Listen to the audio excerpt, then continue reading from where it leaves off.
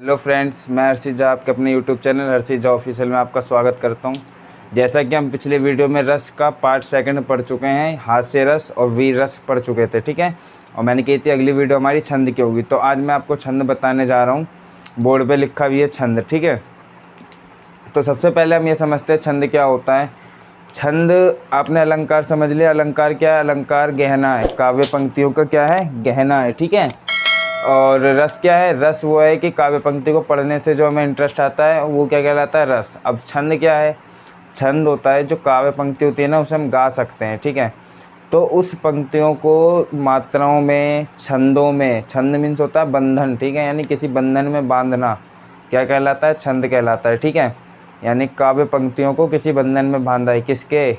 वर्ण अक्षरों के और पूर्ण विराम वगैरह, कॉमा वगैरह जो होते हैं उसमें बांधा गया है, ताकि उसको उसी हिसाब से हम पढ़ सकते हैं, गा सकते हैं, ठीक है। तो छंद का कार्य क्या होता है? उसको अच्छे ढंग से लिखना, तय तरीके से, अच्छे तरीके से, ठीक है, जिससे कि हम उस पंक्तियों को पढ़कर गा सकें, ठीक। तो ये क्या कहलाता है? छंद कहलाता है, ठीक है। अब छंद जो हैं 3 तरीके के होते हैं, मात्रिक छंद, वार्णिक छंद और मुक्तक छंद, ठीक है। अब यहाँ पर हम क्या पढ़ते हैं? पहले मात्रिक छंद के बारे में पढ़ते हैं, ठीक। मात्रिक छंद में मैं पहला लेता हूँ सममात्रिक छंद में। सममात्रिक छंद का मतलब ये होता है कि सबकी मात्राओं का योग क्या होगा? एक सम संख्या होगी, ठीक है। यानी कि हर चरण में क्या होगी? सम संख्या होंगी, तो उसे हम क्या कहते हैं? सममात्रिक छंद कहते हैं, ठीक। तो जैसे यहाँ लिखा चौपाई छंद, तो चौपाई छंद क्या है? एक सममात्रिक छंद है, ठीक। और ये जो दिख रहा है ऐसे एस बने हुए, इसको हम गुरु कहते हैं। ये बड़ी मात्राओं को दर्शाता है। और जो ये डंडे डंडे से दिखाई दे रहे हैं, इसे हम कहते हैं लघु, ठीक है। ये छोटी मात्राओं को दिखाता है, ठीक। अब देखो यहाँ पे चौपाई परिभाषा लिखी है, चौपाई छंद की परिभाषा क्या लिखी हुई है? चौपाई छंद में 4 चरण होते हैं, इसके प्रत्येक चरण में 16-16 मात्राएँ होती हैं। यह एक सममात्रिक छंद है। अंत में 2 गुरु होते हैं, ठीक। गुरु मीन्स ये, गुरु मीन्स होता है बड़ी मात्रा, लघु मीन्स छोटी मात्रा। उदाहरण में लिखा है पीत वसन परिकर कटिभाता, चारु चापसर सोहत हाथा, तन अनुहरत सुचंदन खोरी, श्यामल गोर मनोहर जोरी, ठीक है। तो देखो 4 चरण कैसे हैं। ये एक खाली डंडा, अकेला डंडा है, तो 1 चरण, ये 2 चरण, 3 चरण, 4 चरण, ठीक है। ये 4 चरण हो गए इसके। अब देखो यहाँ मात्राएं कैसे गिनते हैं। जो तुम्हारे यहाँ देखो पा बड़ी ई है ना, ये 1 है, यानी जो ये ई है, ये ई की मात्रा क्या है? बड़ी ई की मात्रा है, ठीक है। तो बड़ी ई की मात्रा को क्या कहेंगे हम? दीर्घ कहेंगे या लघु कहेंगे? लघु मीन्स छोटा, गुरु मीन्स बड़ा, तो गुरु है यानी बड़ा है, वो बड़ी मात्रा है। तो इसीलिए यहाँ पर देखो गुरु का निशान बना है, एस बना हुआ है। ता क्या है? ता छोटी है, जल्दी से बोल सकते हैं ता, तो वो क्या है? लघु, तो इसीलिए वहाँ डंडा है, ठीक है। वाह वो भी सिंगल है, सा भी सिंगल है, ना भी सिंगल है, ठीक है। ये कैसे पता लगे सिंगल क्या है, दीर्घ क्या है, लघु क्या है? ये सब अगर आपको जानना है तो हमारी वीडियो है एक बनी हुई है वर्ण विचार के ऊपर, तो आप उस वर्ण विचार में जाकर इन सबको पढ़ सकते हैं, ठीक है। लिंक डिस्क्रिप्शन में है।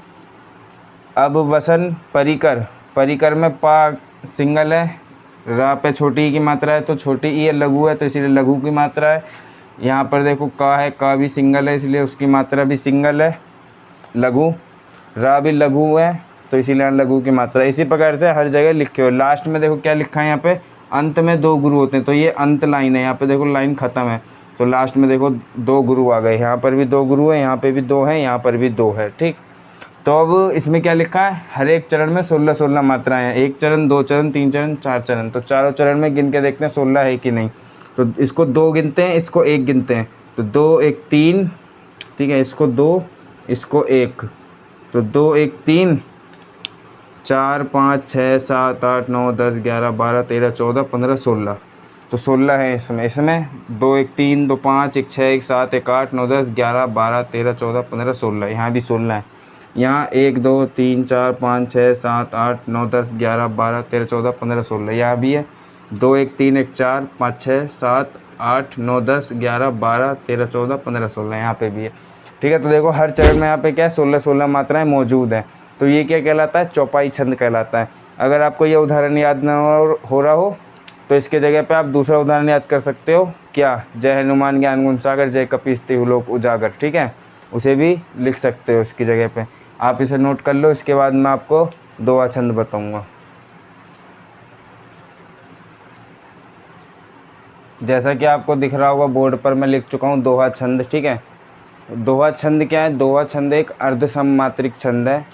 सममात्रिक छंद क्या था? चौपाई छंद, क्योंकि उसमें 24-24 मात्राएं थी, 16-16 मात्राएं थी, ठीक है। तो हर चरण में कितनी थी? 16 क्या एक सम संख्या है, ठीक है, इसीलिए वो क्या है? सममात्रिक। अब यहाँ अर्ध सममात्रिक है, यानी कि ओड नंबर। तो देखो यहाँ लिखा है 11-11 और 13-13, ये क्या है? ओड नंबर है, ठीक है। तो इसीलिए इसको क्या कहा गया है? अर्ध सममात्रिक छंद, यानी कि ओड नंबर की गिनतियाँ जो होती है उतनी मात्राओं की छंद, ठीक। क्या लिखा है? दोहा एक अर्ध सममात्रिक छंद है, इसमें 24-24 मात्राओं की 2 पंक्तियाँ होती हैं। टोटल मात्राएं 24 होती हैं, लेकिन जो वो हैं चरण, उसमें कितनी है? अर्ध सममात्रिक है, यानी कि ओड नंबर में मात्राएं हैं। यानी ये पहला चरण है, ये तीसरा चरण है, ये दूसरा चरण है, ये चौथा चरण है, ठीक है। तो पहले तीसरे में कितनी है? 13-13। दूसरे और चौथे चरण में कितनी है? 11-11 मात्राएं, ठीक है। तुक प्रायः दूसरे और चौथे चरण में मिलते हैं, यानी कि तुक क्या होता है?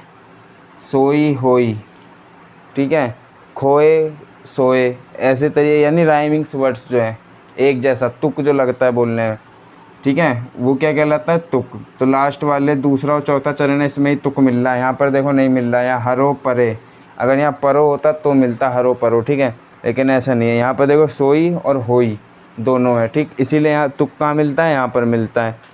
और उसके बाद अंत में क्या है? लघु होता है। अंत में देखो लघु है, खाली एक एक डंडा है, और उसमें क्या था? 2 गुरु थे, यानी 2 एस बने हुए थे, लेकिन यहाँ क्या है? लघु। लघु को क्या कहते हैं? डंडा, जो सीधा मैंने बताया था, ठीक है। तो उदाहरण में क्या लिखा है? मेरी भव बाधा हरो राधा नागरी सोई, जातन की झाई परे श्याम हरित दुति होई, ठीक है। तो देखो माँ, यहाँ देखो 2 मात्राएं, में और र ई 2 मात्राएं, भा अकेला 1 मात्रा, वा अकेला 1 मात्रा, बा आ 2 मात्राएं, धा आ 2 मात्राएं, ठीक है। तो इस तरीके से जैसे पिछली चौपाई में करा था, वैसे यहाँ पे दोहे में मात्राएं लिखी है, ठीक। तो इन मात्राओं को गिन लो कि पूरी हैं कि नहीं, देखते हैं। 2 2 4 1 5 1 6 2 8 2 9 1 10, 2 2 4 तो 6 2 8 2 10 2 12 और 1 13, ठीक है। 13 ये रही, पहला चरण हो गया। दूसरा चरण मतलब तीसरा चरण, 2 1 3 1 4 5 6 7 8 9 10 11 12 13। तो देखो पहले और तीसरे चरण में कितनी है? 13-13 हैं। दूसरे और चौथे में 2 2 4 2 6 1 7 1 8 9 10 2 4 6 8 9 10 11 12, ठीक है। 12 कैसे हो गए भाई? 2 4 6 7 8 9 10 1 11, ठीक है। इसमें 11 है। इसमें देखो 2 1 3 1 4 1 5 6 7 8 9 10 1 11। तो इसमें क्या है? 11-11 हैं। दूसरे चौथे में 11-11, पहले और तीसरे में 13-13 मात्राएं हैं, ठीक है। तो ये क्या होता है? हमारा दोहा छंद होता है, ठीक। तो मैंने आज आपको वीडियो में चौपाई छंद और दोहा छंद बता दिया है। अगली वीडियो में मैं आपको सोठा छंद और रोला छंद बताऊंगा, ठीक है। तो आप उसको भी वीडियो को ज़रूर देखना। आशा करता हूँ आपको वीडियो अच्छी लगी होगी। अगर आपको वीडियो अच्छी लगी हो तो लाइक करें, शेयर करें, कमेंट करें, और अगर आप हमारे चैनल पर नए हैं तो हमारे चैनल को सब्सक्राइब करें और शेयर करें। और आपको अगर कोई क्वेश्चन है तो आप कमेंट बॉक्स में हमें मेंशन कर सकते हैं, और आप हमें फेसबुक पेज पे भी फॉलो कर सकते हैं, ठीक है। लिंक डिस्क्रिप्शन में है।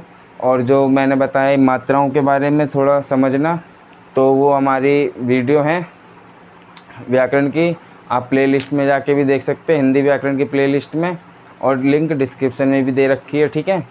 और आपको हमारी स्क्रीन पे 2 वीडियो दिख रही होगी, आप वहाँ से भी जाकर पढ़ सकते हैं, ठीक है। धन्यवाद।